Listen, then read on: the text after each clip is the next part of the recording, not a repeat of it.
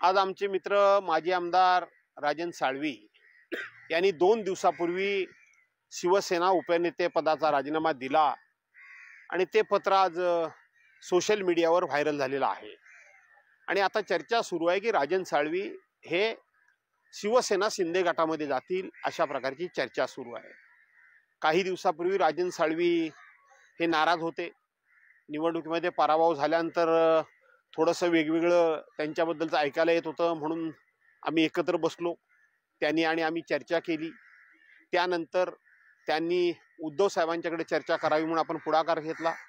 उद्धव साहेबांनी त्यांच्याकडे अत्यंत मनमोकळेपणे चर्चा केली। त्यांचं ज्या कोणा पक्षातल्या पदाधिकाऱ्यांच्यावर नाराजी होती त्याचं सुद्धा समाधान करण्याचा प्रयत्न उद्धव साहेबांनी केला। आणि नंतरच्या काळामध्ये मला असं वाटलं होतं की आता राजन साळवी शांत झाले आणि आहेत त्या ठिकाणी थांबतील। 2च दिवसापूर्वी मी त्यांच्याकडे बोललो, त्याच्या अगोदर 4-6 दिवसापूर्वी पुन्हा ते मला भेटून गेले आणि त्या सगळ्या गाठी भेटीमध्ये आणि चर्चेमध्ये मला असं वाटत होतं की त्यांच्या मनातली निराशा, त्यांच्या मनातला राग आणि त्यांच्या मनामध्ये आता सर्व संपलं अशा प्रकारची जी भावना निर्माण झालेली आहे ती आता संपलेली आहे आणि ते पुन्हा आता उद्धव बाळासाहेब ठाकरे यांच्याबरोबर काम करतील असं मला वाटलं होतं। परंतु आता त्यांचा राजीनामा पत्र बाहेर आले। उद्या ते शिंदे सेनेत प्रवेश करणार आहेत असं ऐकायला मिळतंय। काही दिवसापूर्वी ते भाजपामध्ये प्रवेश करणार होते, पण भाजपाच्या प्रवेशामध्ये त्यांना कुणी खोडा घातला, त्यांचा प्रवेश कुणी थांबवला, का थांबवला, कशाकरता थांबवला याची काही मला कल्पना नाही। परंतु उद्याच ते पक्षप्रवेश करणार आहेत, अजून केला नाही। त्यामुळं इथं सुद्धा त्यांच्या पक्षप्रवेशाला अडचण येईल असं सुद्धा वाटतं। आणि म्हणून राजन साळवींना मी तुमच्या माध्यमातून पुन्हा एकदा आव्हानवादा विनंती करतो, आहात तिथे थांबा।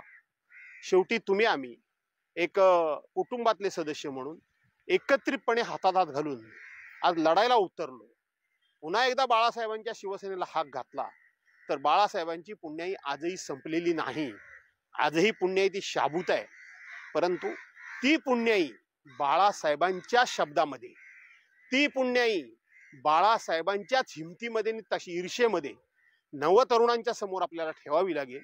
आणि तुम्ही आम्ही बाळासाहेबांच्या बरोबर काम केलेलं आहे, आपण ती पुण्याई, बाळासाहेबांची पुण्याई नव्या पिढीसमोर मांडू आणि पुन्हा पक्ष उभा करू असं मला वाटतं। असं आहे की काही कालावधी करता, काही मर्यादित जातात त्यांना जाऊ द्या असं म्हणणं ठीक आहे, पण सर्रास सगळे जात असतील तर शेवटी लोकशाहीमध्ये लोकांची गरज आहे। लोकांशिवाय, लोकांच्या ताकदीशिवाय लोकशाहीमध्ये बळकट होता येत नाही, मजबूत होता येत नाही।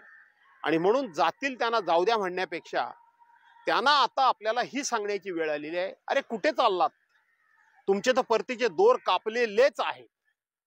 ज्या पद्धतीने विजापूरच्या किल्ल्यामध्ये एक मोठा खंदक खणलेला होता, इकडून जर घोडा तिकडून उडवायचा असेल किंवा पलीकडे जर पोचवायचा असेल तर ते खंदकातच विरोधकांचं सैन्य पडून मरत होतं। तशा पद्धतीने कुठेही गेलात तरी आता खंदकच आहेत। त्या खंदकात पडून मरण्यापेक्षा इथंच थांबा, इथेच लढा, आपण लढू आणि पुन्हा एकदा बाळासाहेबांची पुण्याई उभी करू अशा पद्धतीचा एक आत्मविश्वास निर्माण करण्याची गरज आहे। ज्या पद्धतीनं तानाजी मालुसरे धारातीर्थी पडल्यानंतर सूर्याजी मालुसरे धावून आले आणि मावळ्यांना सांगायला लागले, पळता कुठे, पळतीचे दोरच त्यांनी कापून टाकले, एक तर लढा नाही तर मरा। आणि मावळे लढले आणि हातातून गेलेला किल्ला त्यांनी पुन्हा मिळवला, यश पुन्हा मिळवलं, विजय पुन्हा मिळवला। मला असं वाटतं की जातात त्यांना जाऊ दे म्हणण्यापेक्षा त्यांना लढण्याकरता उद्योग करणं ही आता काळाची गरज आहे। रत्नागिरी 24 न्यूज चॅनलला आताच सबस्क्राइब करा आणि शेअर करायला विसरू नका।